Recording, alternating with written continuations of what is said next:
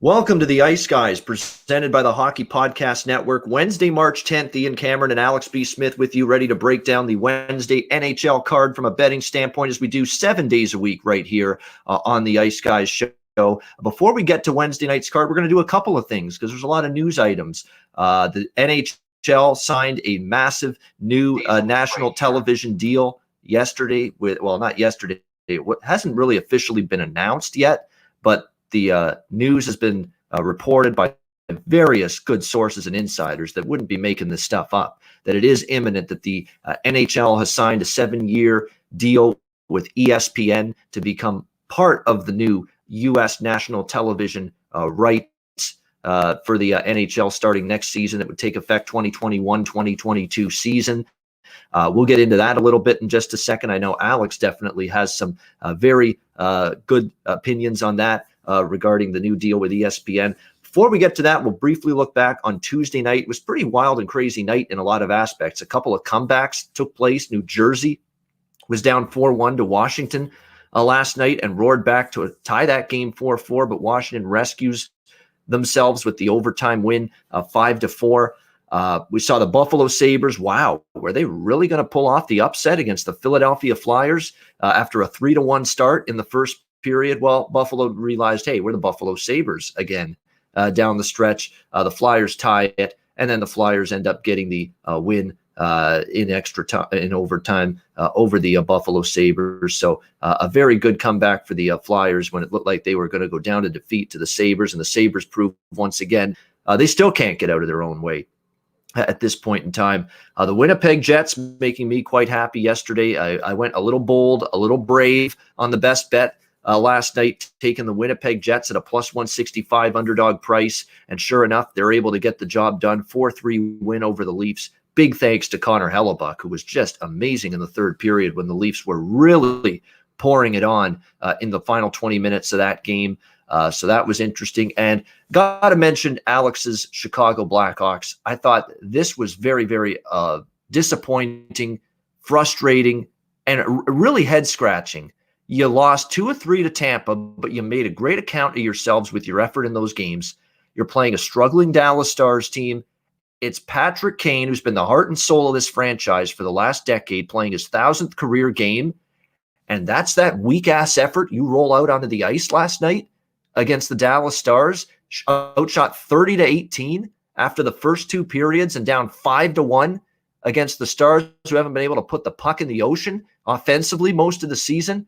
Despicable performance from the Chicago Blackhawks. Terrible. And it's alarming now that I thought the quotes from Chicago were quotes of a team that was going to, you know what, didn't end well against Tampa, but we got Dallas coming up.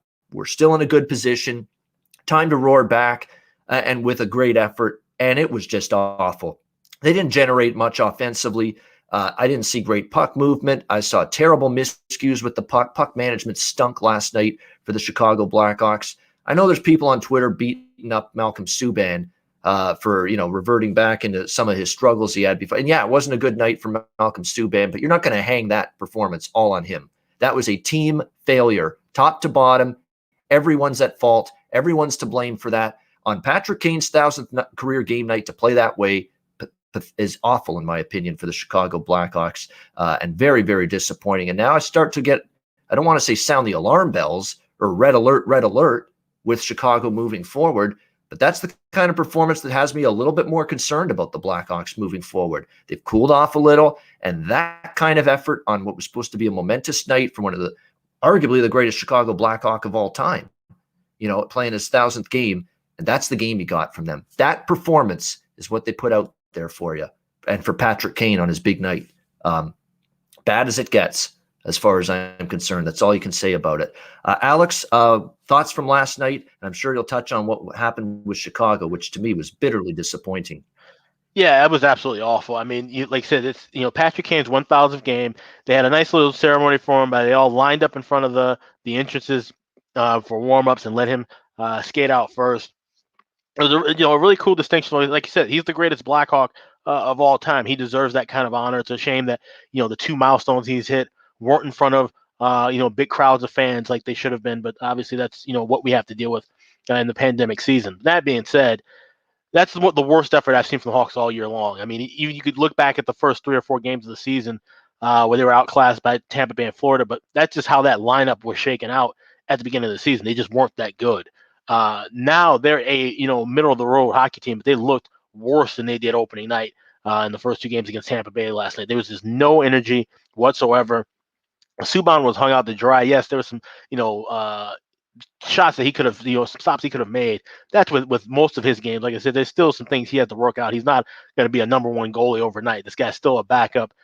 He's still leaps and bounds better than what he was at the beginning of the year or even the last couple of seasons before when he was with Vegas and Boston. So, you can't hang it all on him. It's a full lineup effort last night that just kind of shit the bed, for lack of a better term. And they honestly need to win tomorrow night before things get really bad. Tomorrow is going to be a true litmus test of, can they move forward? Obviously, it's more likely going to be Lincoln in that. So that's going to be a big step for them. They've got to have an A+ game, in my opinion, to see where they're going to be in the second half of the season. But, looking else around the league, you had 5 of the 9 games last night go into overtime. I mentioned it yesterday and a couple of shows prior where this is the time of year now for bettors to start looking at that whole regulation draw a little bit, because things are getting tight in the division race and those playoffs. Every point counts now more than ever with these next 25 to 30 games for teams. So if they can hold on and just escape with a point, that's something that teams are going to make a motion to do late in games. So that also is going to affect in-game totals, and in-game lines as well. So those are things you got to really look at and adjust now, because we're going to see a lot more games, in my opinion, end up going into overtime and going into shootouts. That's an excellent point. And I'm going to relate it to what happened with some of my bets last night. What you just said about games going to overtime, the draws starting to cash in, tight games. I had 2 puck lines last night, Flyers and the Hurricanes. Didn't win either one. 1-goal games, both of them. Sabres against the Flyers, Hurricanes against the Predators last night. And it's proof, whether it's familiarity of just all divisional games, and it's hard to gain separation, even with sometimes in superior teams over much inferior competition, like we saw with the Flyers against Buffalo last night, like we saw with Carolina against Nashville. Maybe it's harder to pull away in some of these games. And maybe as the games become more important, you focus more a little bit defensively and you don't maybe push for that extra insurance goal or that get the margin to 2, 3, 4 goals. And you saw a lot of close games last night, a lot of 1-goal games. You mentioned it, multiple games go to overtime. And when we get to breaking down or analyzing tonight's card on this show in just a bit, I'm going to mention that about one of the games where I considered the puck line tonight, -1.5 goals on the favorite in one of the games tonight. And I actually went with the regulation line in that game instead, because I'm worried about a 1-goal game. We're seeing, these games really, really close and a lot of 1-goal decisions across the NHL right now. So to me, I would say at this point in time, it's kind of better beware to lay -1.5 goals on the puck line routinely. Certainly you still can, and there's going to be great spots to do that. But do you want to be peppering the board with a bunch of favorites minus, the goal and a half every single night? Maybe not necessarily right now with how tight and how closely contested, a lot of these games are right now. So it's going to be interesting to see moving forward if that kind of hockey, this close, 1-goal tight game type of hockey that we've sort of seen in the last few days, if it continues now moving forward. So definitely a good thing to keep in mind. All right, let's talk now about the media deal, the television deal. It's looking like it's now going to be officially announced that it's 7 years, the NHL with ESPN. It'll start next season. Part of the deal is they're going to be showing games across the ESPN main networks, ESPN, ESPN2. We don't have a firm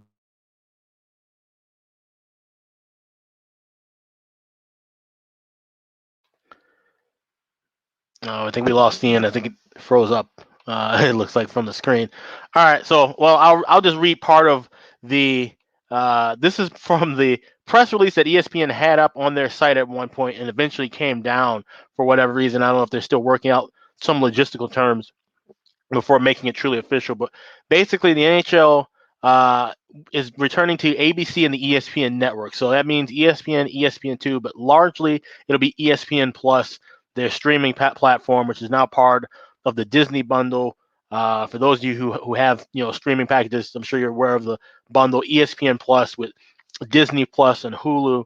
That'll be part of that package moving forward, which will effectively get rid of. There we go. It will effectively be getting rid of NHL TV in the United States. Now, I don't know the logistics within Canada, obviously, but from what I know is that NHL TV is going to be absorbed into ESPN Plus. They said over 1,100 games will be shown on ESPN Plus. That essentially means virtually every single game will be shown through the ESPN platform, at least digitally. As far as the cable games go, it says 25 games from the NHL schedule will be carried live exclusively on either ABN, ABC, or ESPN.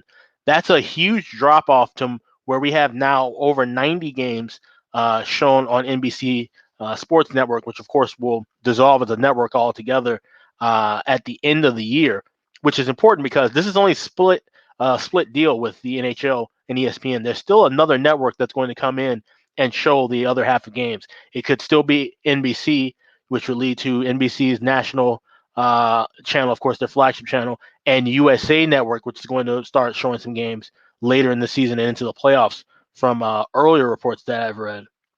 And if that's not the case, then Fox is still in play to get the second half of that deal, which personally I think would be a better move, because when you look at the lineup of programming that's on Fox Sports 1, Fox Sports 2, they have the airspace to show games, live on, cable as well as streaming. Everybody's got streaming platforms. That's not going to be an issue. But the biggest thing and the biggest takeaway I have from this NHL deal with ESPN is that the cable footprint, the live television footprint, is going to diminish, which is a really bad look for the league as far as trying to grow and expand. This is definitely not something you want to see. Only 25 games. That means they're going to be buried in the coverage of, they still have a deal with the NBA. So that's going to take, first priority as far as those Sunday games on ABC. We're going to have, 10:30, 11 o'clock AM games with the Rangers and Bruins on, because they're going to try to get that game off the air as soon as they can to show 2:30, Lakers Celtics.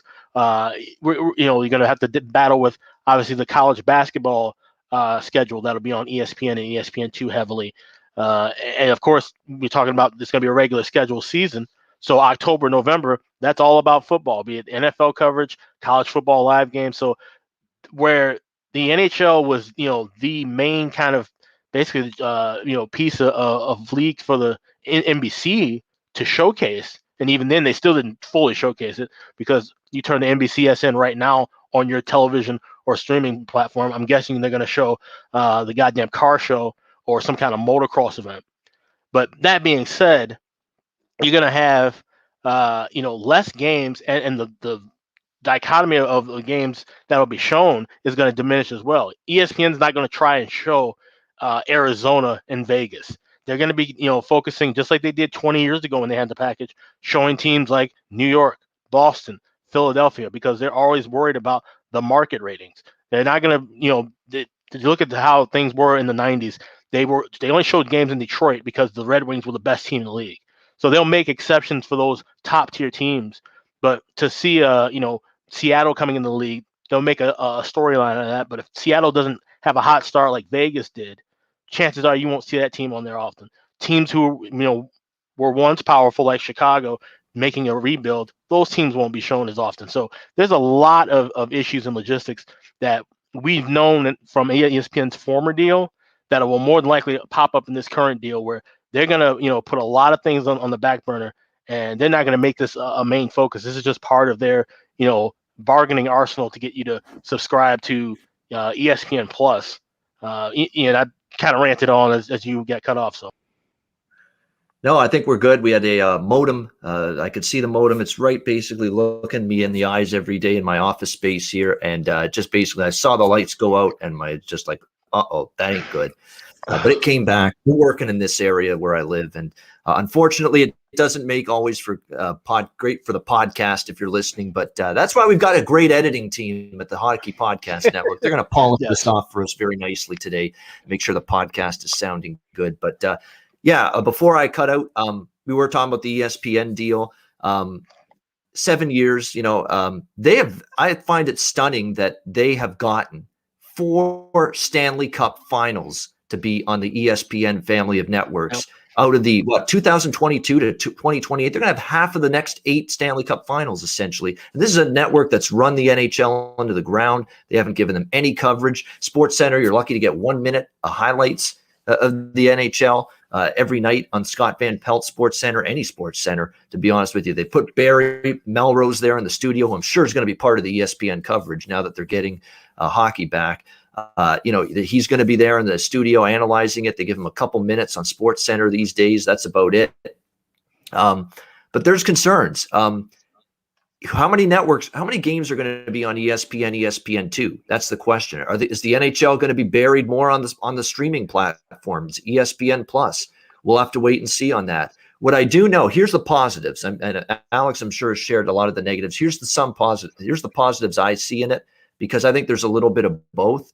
The good news is, and I don't like that people feel this way, there are people in the United States, I know that, and I'm an American, I'm a Canadian, as you guys know, but I've talked to enough people in the States that don't believe a sport exists if it's not on ESPN.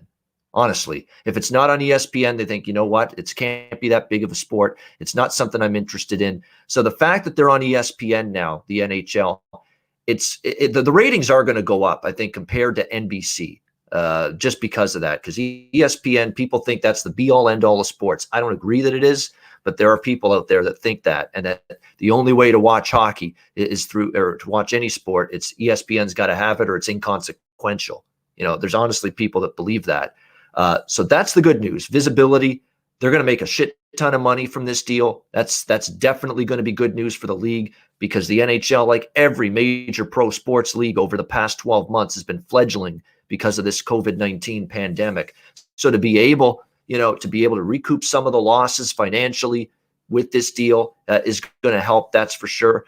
The other aspect I kind of like about this deal is the potential for, and I said this off the air to Alex, he's one of my absolute favorite play-by-play guys. And if he is not, asked by ESPN to return in this to their new ESPN coverage of the NHL starting next year, I'll be very disappointed. And that's Gary Thorne. Gary Thorne is a legendary voice in the National Hockey League in the United States. He was the main play-by-play man for ESPN National Hockey Night going back to the 80s, 90s, and early 2000s with his longtime partner, Bill Clement.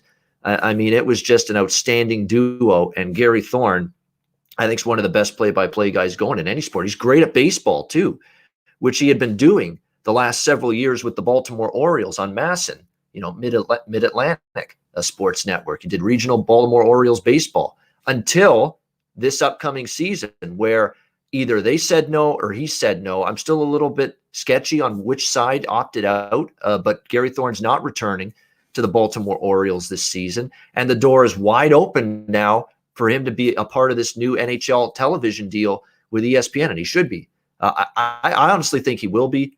We don't know that. We don't even know if he wants it or if ESPN's contacted him, but I'm sure they will.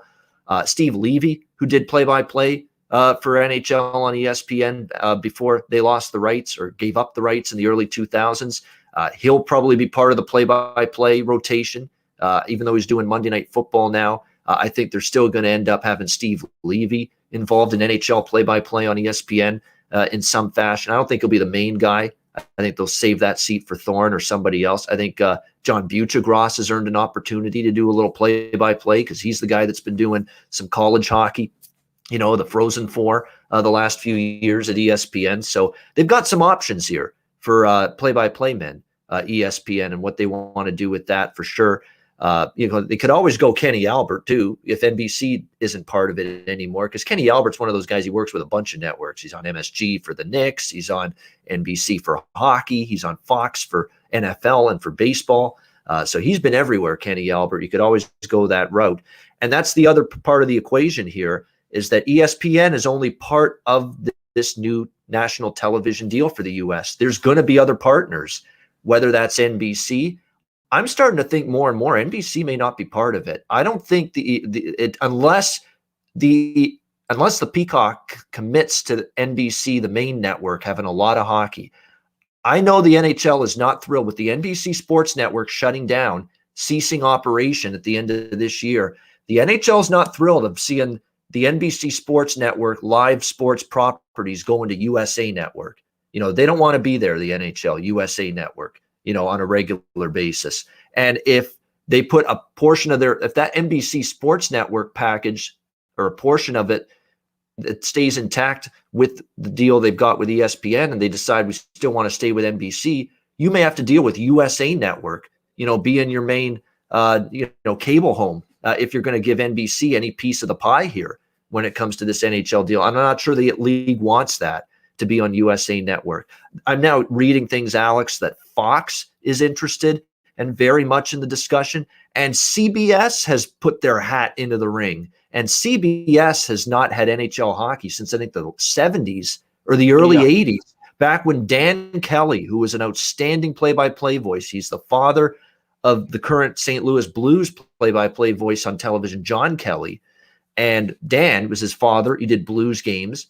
He did national games on CBS way back in the day. That's how much of this media stuff I know. It's crazy. Huh? I wasn't even born then. And yet I know Dan Kelly was doing NHL on CBS in the 70s and 80s. So CBS hasn't really had NHL hockey since then. And now they're interested a little bit in some piece of this national television arrangement. So outside of the NHL having ESPN as part of this, there is a lot about these other networks. Who's going to be involved? How many games is it going to be? Are they going to get Cup Finals games if they do get involved? So there's still a lot to figure out. But what we do know is that ESPN is back in the NHL national television game for the next 7 years, including covering 4 Stanley Cup Finals. And it'll be interesting to see how they go about it. But Alex, you mentioned that story that off the air to me, that they better start finding guys that can screw in and clue in about hockey a little bit more to write about it on their websites. Some of the stuff you're reading, it's like, have you guys watched hockey? Do you know any of these players in depth? And at times it doesn't appear that way. The biggest thing the ESPN will have to do with the NHL is they will have to basically purge the lineup from NHL Network and NBC the same way they did when they acquired the UFC. They got everybody from Fox to come over and run the same kind of coverage, because the people who are currently at ESPN don't know a thing about hockey for more or less. There's about 5 or 6 people in that whole campus in Bristol, and you mentioned all of them pretty much. John Butchergross, Barry Melrose, Linda Cohn, and they're the ones who basically even mention hockey at any point on, be it SportsCenter or any kind of other coverage. They have on their ESPN's website, someone retweeted this and I posted, so follow me on Twitter to read it. They have power rankings and stats for every league, obviously. And in the 8th ranking for top teams in the NHL, they have the Boston Bruins. The quote that they mentioned is Nick Ritchie. They mentioned that he's got almost as many goals this season in 22 games played as he did last year in 48, and that he is now a glowing star on the power play, easily one of the best power play pieces in all of the league. He's far from that. He's serviceable in a power play that obviously needed to rebuild, but in no way is Nick Ritchie all of a sudden a budding superstar. They were comparing him to Milan Lucic in his heyday with the Bruins. So just little things like that all of us who watch and follow hockey religiously know is complete garbage. And that's going to stand out. And I'm hoping and wishing that, like I said, they bring these people in, because we saw how the things went with the UFC on ESPN the first year. You had people like Stephen A. Smith who couldn't tell you shit about the UFC, struggle and trip over his words constantly trying to talk about a fight, mentioning terms that he just read on a sheet of paper 20 minutes before he went on air. If they try to do that with the NHL, all of us are going to let the NHL and ESPN know about it. And it's going to do is just hurt them trying to bring new people in. This is still a growing sport. It's insane that we're saying this, but yes, 40 fucking years later, it's still a growing sport as far as the United States is concerned on television. And the fact that they're making these backward steps, the NHL should embrace being on USA, because that's a network that somehow defies the logic of time and shows 75 hours of Law and Order SVU in a 24-hour span. If they can get some of that off and actually have one network devoted to hockey for a change in this country, maybe that would actually help grow the sport somewhat. But now you're going to bury it between college football, college basketball, the NBA, and probably some cornhole tournament at 2 a.m. And then on top of that, have some people who, because they're getting paid millions of dollars to talk about sports they know, all of a sudden I have to start talking about hockey. And then one of them is probably going to mention, forget that Wayne Gretzky's been out of the league 25 years. It's going to be a shit show. I'm telling you guys this right now. And it's only going to get worse unless the ESPN network realizes we got to just copy paste what NBC has done the last 10 years and then grow from there. Yeah. And you got to bring in hockey people. Simple as that. Hockey people, hockey players, former hockey players, hockey, reporters, whatever the case may be, you need hockey people. I don't want to see Stephen A. Smith anywhere near a hockey rink for the ESPN coverage. I do not want to see that. I do not want to see that at all. I don't want to be there in the 2024 Stanley Cup final and there's Stephen A. Smith at the desk talking about, the Stanley Cup final. Not interested in that. They need the hockey people in there. I don't think he's interested anyway. I've heard Stephen A. Smith say a bunch that, he doesn't even acknowledge that hockey exists. So, there's no way he'll be part of the coverage. I'd be shocked. There's a radio. Someone posted a radio clip with Max Kellerman, who I respect dearly as one of the brightest boxing minds in the world. Basically talking to the radio station saying that, hockey sucks. He basically spent like 10 minutes on the show slamming the sport. And now all of a sudden, okay, are we going to just throw him on the screen because he's employed by the network and then expect him to all of a sudden have a change of heart about the sport? No, he's made it pretty obvious how he feels about it.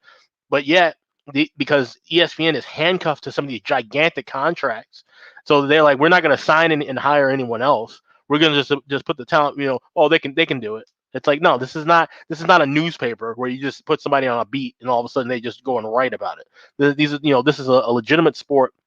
It takes time to know. This is not something you can just watch and know in a given week. And the fact that you're trying to get more people to watch your product, you want to have people that, when they tune in, they can say, oh, well, I don't know this, but if I pay attention and watch, that was the brilliant thing about watching John Madden, throughout the years. And I heard my parents say the same thing and family members when he was on CBS, but I grew up watching him on Fox. If you didn't know football well enough, if you sat and watched the game with Madden and Summerall, they could explain the game to you enough to where you can absorb it and learn from it moving forward. And that's something that I think the NHL, I think that might be the biggest strength that Doc Emmerich had, honestly, for the most part, is that he was able to really kind of clue people into the game. Now, he got a bit nostalgic at times, but he's one of the good people, him and Eddie Olczyk for sure, where they can actually teach the game as you're watching it. So if you are a newer fan, you can keep up to speed. I highly doubt the ESPN is going to make an effort of that. They're going to try and at least hopefully try to cater to us hardcore fans that know as much as we do. But as far as growing the game, this seems like it's a terrible idea on many fronts, other than the fact that the digital footprint is they basically acquired NHL TV here in the States. And also they're pretty much saying that, well, we don't really care, what you think of watching the games in the regular season. We just know everybody cares about it in the playoffs. So that's where we're going to make our footprint. And that shows by them trying to get or eventually getting 4 of the next 7 Stanley Cup finals. Yeah, exactly. That's the amazing part, that they got that many games, that many Stanley Cup finals, I should say, as part of this deal. And you're right. The NHL's back on ESPN, and that'll grow visibility because there's that just so many people that with the sport being on ESPN, it still probably is better ratings wise than NBC. But at the end of the day, it's still coverage wise, focus wise for ESPN. It'll be behind the NFL. It'll be behind the NBA. It'll be behind Major League Baseball and college football and college basketball. And that's basically what the NHL's, even though they're back on ESPN, they're going to have to live with that. But interesting developments yesterday with that news. We'll have to see who the other television partners are with the NHL starting next season in terms of national television coverage. All right, let's go to the Wednesday card. It is time to break down these games. We got 5 of them on tap. We'll start with Vegas and Minnesota. We've got the Vegas Golden Knights about -115 road favorites, total 5.5 here in this one. The Minnesota Wild with a 2-0 win in the first of the 2 back-to-back games between these teams on Monday night. Playoff atmosphere, playoff intensity. It was very well tight checking on both ends in that game. Very impressive to see how good both teams played defensively. Capo Kakkonen is on an absolute roll right now for the Minnesota Wild in net. I mean, 940 save percentage. He's won most of his recent starts. He's been absolutely terrific in net to the point where he's kind of won the job a little bit, the number one job, and getting more starts than Cam Talbot at this point in time. Beware of the Vegas injury situation. They were without Alex Pietrangelo and Mark Stone on Monday night. Pietrangelo went back to Vegas. So he left and went back to Sin City. So he's definitely not in tonight. And Mark Stone is once again questionable for this game. Minnesota playing good hockey.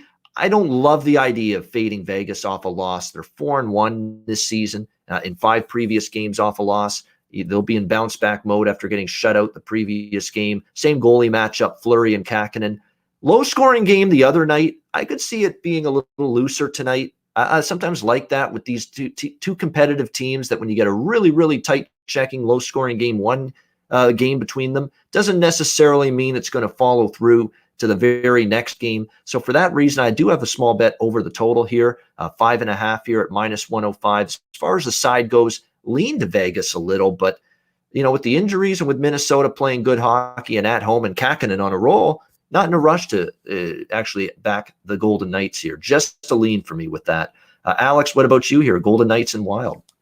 Yeah, I'm on this first period over 1.5 at -$1.05. I was on it on Monday's game, and it really should have cashed. There was a lot of chances that Vegas had on Kakkonen early, but obviously Kakkonen just stood on his head that whole game, got his first career shutout as a result. And like I said, I think we're going to see a more open-paced game from both teams tonight, especially with the fact is that with Kakkonen coming off of that shutout, I don't see him just bouncing back and all of a sudden stringing together another mesmerizing performance. I think this Vegas team, will learn from their mistakes, and like I said, it's not a team you really want to fade, especially off of a shutout. They have the offensive talent. They've been streaky with it throughout the season. So I expect goals early here. So I like the first period over to lean with the full game over. I wouldn't be shocked if things maybe tighten down late. Yeah. I also would look at the regulation draw here. We've seen these teams play close enough to go into OT. There's had an OT meeting in Vegas a while back. So lean with the regulation draw, but official on the first period over. All right, liking the first period over here, 1.5 between the Golden Knights and the Wild. Next up, we've got the Ottawa Senators and Edmonton Oilers. We've got Edmonton -230, big favorites here, total 6.5 across the board. Not much on this game. I mean, Mike Smith back in net. I think that's a good thing for the Oilers. He has been playing very well. Maybe you lean under the total here because the last game stayed under. It got off to that fast start. A lot of goals in the first period. Alex just talked about it in the Vegas-Minnesota game where we had we might have a fast start with scoring in the first period and it slows down after that. That's exactly what happened with Ottawa and Edmonton the other night when these two teams played. But Mike Smith being back in net, I like that for the Edmonton Oilers going into this game. Ottawa's 0-5 this season head-to-head against Edmonton. They have played them tougher the last few games, but definitely the Oilers have gotten the best of the Senators this season, no question. I think they're probably going to win this game tonight. I certainly think, Mike Smith playing well, 7-2, 925 save percentage, 2.29 goals against average this season for him in net. Just pretty good numbers, pretty good form he's in right now. Not much of an opinion either way. Side-wise, total-wise, just a lean to the under, nothing more than that. Alex, what do you think here? Ottawa, Edmonton. I like this under actually, 6.5, and getting it around a pick and price, basically close to even money. Like I said, Mike Smith's been playing very well, and Matt Murray, as much as he's struggled, he has done well against Edmonton in his career. So I think this could be one of those matchups, like I said, that we saw it start off hot and then cool down in the last game. I think this one might just stay cool throughout. I think 6.5 is a fairly high total, and it's rare that we get 6.5 where we can play the under. Anywhere around, a short favorite to a pick 'em range. So I'm going to go with the under here with the Sens and Oilers. All right, liking the under 6.5 here, Sens and Oilers. Moving on, we've got Arizona, Colorado. The Avalanche -210 to -215 home favorites. Total 5.5 shaded to the under in this game. Colorado deserved a better result the other night against Arizona. It was domination. It seemed like every shot, every chance the Coyotes got in the game the other night against Colorado ended up going in the net. Very unfortunate result for them in that 3-2 loss for the Colorado Avalanche. Darcy Kemper actually left the game early in the third period against Colorado the other night due to injury, and now he's out week to week. So definitely a concern. It means Antti Ranta, it's going to fall on his shoulders now moving forward as he'll take over as the primary number one goaltender for this Arizona Coyotes squad. Jared Bednar said that he didn't like necessarily his team's effort at times, even though they did pour it on as the game went on. Nathan McKinnon, good news for the Avalanche. Good news with him on that front. He'll be back in the lineup. He's missed the last 3 games. They're still going to be without Cale Makar and Bowen Byram. They're still battling their upper body injuries and won't return here in this game tonight. But having Nate the Great McKinnon is definitely a boost for the Avalanche offensively, and maybe some of those chances they didn't bury Monday night, they can finally get those chances to get back in net tonight and be able to find the back of the net in this game against Arizona. This is the game I mentioned earlier, where I think it's a little bit tricky these days with the puck line with so many close games, and you still might get a close game here. I really like this bounce back situation for Colorado, and I considered the puck line for better value, but I'm going to play this one a little bit safer with all the 1-goal games and tight, margins that we've seen recently. I'm going to go with Colorado in regulation here at minus 140 is the price with that. I think they'll win this game within 60 minutes. Certainly deserved, I think, the 2 points the other night against Arizona. Ront has been a little bit up and down. Everybody's going to be excited to get Nathan McKinnon back. And I think Colorado now 2 losses in a row for them. I think you'll get whatever best game, best effort they've got, you'll get it tonight. So I like the Avs in regulation here, minus 140. Alex, what are your thoughts here? Coyotes Avalanche. Yeah, it's a lean with Colorado in regulation, but I'm not going to play that. It's a bit of a high price, especially with, McKinnon's back in the lineup, but maybe it takes a game or two for him to gel back in. Some of those secondary guys have been, picking up the weight. Obviously, with Brandon Saad, numbers that he'd been put up were pretty sensational, and some of the other guys, chipping in, but they're still, like I said, missing those guys on the blue line. Still not getting consistent goaltending right now at times, and like I said, there was a game where you had Arizona only get 14 shots off on goal, and end up finding the back of the net. So those efforts are going to have to get better. And Arizona is still a feisty team where Ronta is now the number one guy moving forward. You can trust in him to steal a game at times. So he basically did that in the third period of last game. But this is one where if I had to play anything, it would be Colorado regulation, but I would want a better price, so it's going to be a pass. All right, next game, LA Kings, Anaheim Ducks. We have another rematch situation here. LA about minus 125, road favorites, total 5.5 across the board. I did bet the Kings here, minus 125. They couldn't have played worse to start the game. Cal Peterson had a rough night, and yet the LA Kings still came back and nearly won the game and fell short in overtime. Never would have thought we'd see a 6-5 game, would we? With the LA Kings and the Anaheim Ducks the other night, but sure enough, we did. I like the resolve LA showed. They kept coming back, and Anaheim would score, and they kept on battling, and they and they ended up getting that game back to tied. And then, of course, Anaheim won it in overtime. It was a very bizarre to see that game as wide open as it was between those two teams. Anaheim's got some injury concerns here going into this game. Josh Manson on defense. Hampus Lindholm is on IR on the blue line. They lost Troy Terry to injury in that last game against LA the other night. He's day-to-day. He may not suit up here in this game. I think the Kings can bounce back here in this one. They've been very good at avoiding 0-2 against the same team in these back-to-back games against the same opponents. And I still think they're the slightly better of these two teams than Anaheim. I'll go back to the well here with Los Angeles, minus 125. Alex, your thoughts here on the Kings and the Ducks? Yeah, this is a game I'm looking at the regulation draw here. You can get around plus 315 is the price that I saw earlier, where these two teams just play each other very tight, whether it's low scoring or high scoring like we saw the other night. These are two teams that kind of tend to hang around with one another. And it makes sense. It's a rivalry matchup. These teams are more than familiar with each other over the years. And I wouldn't be shocked to see the same here, especially if it's Gibson in that, obviously. The thing with Gibson is that he's had to shoulder the workload so much that, sometimes he's susceptible now of having off nights. He can't just, put up a game where he's got 35 or 36 saves, night after night after night. So you worry about that.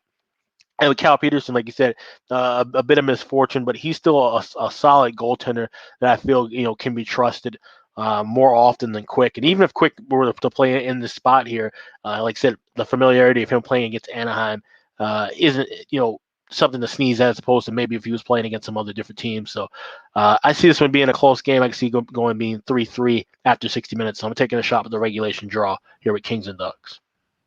All right, let's get a Kings in overtime or a shootout tonight. Let's get it. Kings in overtime or a shootout, and everybody's happy and everybody's got cash in their pocket. That's what we'll hope for tonight with the Kings and the Ducks. Final game, and it should be a good one. Montreal and Vancouver. They're meeting for the second straight time. We've got Montreal currently around minus 150, road favorites, total 6 across the board. Here we are again with Montreal as pretty moderate road chalk against this Vancouver team, which has now won 3 straight games, 4 of their last 5, all of the wins with a surging, confident, on fire Thatcher Demko in between the pipes for this Vancouver Canucks team. I'm not laying this price with Montreal. I'm not. I understand they lost the other night. Frustrating. A loss to the Canucks. They had a lead most of the game. They were leading 1-0. Canucks, Adam Gaudette ties it late, 1-1. And then they end up winning past regulation. But Vancouver, look, they defended the Leafs very well in those back-to-back wins against Toronto. Their defensive game has improved immensely. They're not giving opposing forwards a lot of time and space out there to make plays. And when they do allow that time and space, there's Thatcher Demko making the save and playing outstanding hockey, kind of mirroring the way he played in the bubble last year when he took over for Jacob Markstrom, and he got injured against Vegas, and the Canucks were afloat to game 7 in that series, all because of Thatcher Demko just standing on his head. He's almost at that level right now. He's playing just almost as good right now as he did then. And that's a tough combination with the Canucks playing better defensively, Brock Besser's coming to life offensively, and to think that Elias Pettersson's missed a couple of games here too. And Vancouver has still found a way to get through and win these games. So I understand it's Montreal revenge. They lost the first game the other night, but I'm not going against Vancouver in this kind of price range. Sure, Montreal could win, but I'm not comfortable at all with this minus 150 price tag on the Montreal Canadiens. I'm not involved in this game either way. Certainly would lean under. That's the way it's trending. Price is starting to get his game back again. You would expect him to be in net for the Habs again.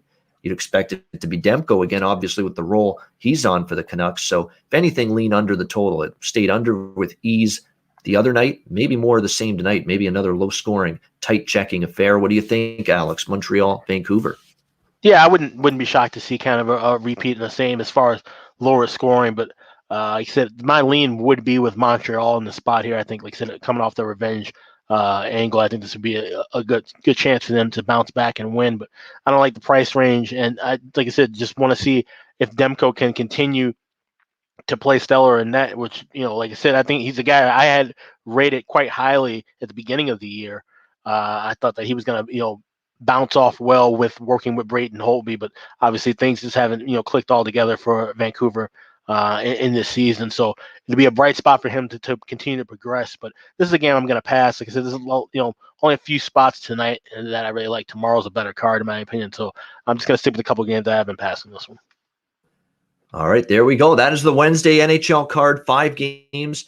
There's your analysis on all 5 NHL games taking place tonight. Good stuff. Great discussion before about the ESPN deal, the games last night as well. Before we get to best bets, which is always what we do to wrap up the show, a reminder to download the DraftKings Sportsbook app, sign up for an account, use the promo code THPN, and when you sign up, when you download the DraftKings app and sign up, you'll get a deposit bonus. You'll get weekly specials that DraftKings makes available within your account, incentives, all kinds of perks to downloading the DraftKings Sportsbook app, signing up for an account, and using the promo code THPN. All right, best bets to wrap up the show. We'll see what we've got in the vault when it comes to best bets on this short card. Alex, what have you got tonight for a best bet? Yeah, we'll go with the early evening game, the first period over between Vegas and Minnesota. Like you said, we saw a tightly contested game in the last meeting, but we had 1 goal from the Wild, and easily it could have been a 2-1 Vegas lead if it wasn't for Kokkonen standing on his head and making some incredible saves. So I think we're going to see at least 2 goals here early in this contest. So I'll take the Golden Knights and the Wild first period over 1.5 as my best bet. All right. Vegas, Minnesota over 1.5 here in the first period for Alex B. Smith with his best bet. Mine is going to be Colorado in regulation. Slim pickings. Like I say, I've only made 3 bets on this card with Vegas, Minnesota, full game over, and the LA side. I'm going to go with Colorado in regulation, though, as my best bet. Avalanche in regulation, minus 140 against the Arizona Coyotes. I think it's a good bounce back situation for them. And I expect, and again, they probably should have won the other night. They controlled the play, high danger chances, expected goal margin, all in Colorado's favor, but they didn't get the result. I think they do get the result tonight that they are looking for. Colorado in regulation, minus 140 against Arizona, my best bet. That'll wrap things up. Thanks to everyone for watching us live on YouTube. Reminder, you can watch us live on YouTube 7 days a week, 2 p.m. Eastern, Monday to Friday, noon Eastern, Saturday and Sunday. And if you can't watch us live, make sure you download the audio podcast version of the Ice Guys show on all major podcast platforms. For Alex B. Smith, I'm Ian Cameron. Have a great Wednesday. Enjoy the games and good luck. And we'll talk to you again tomorrow on Thursday for another edition of the Ice Guys presented by the Hockey Podcast Network.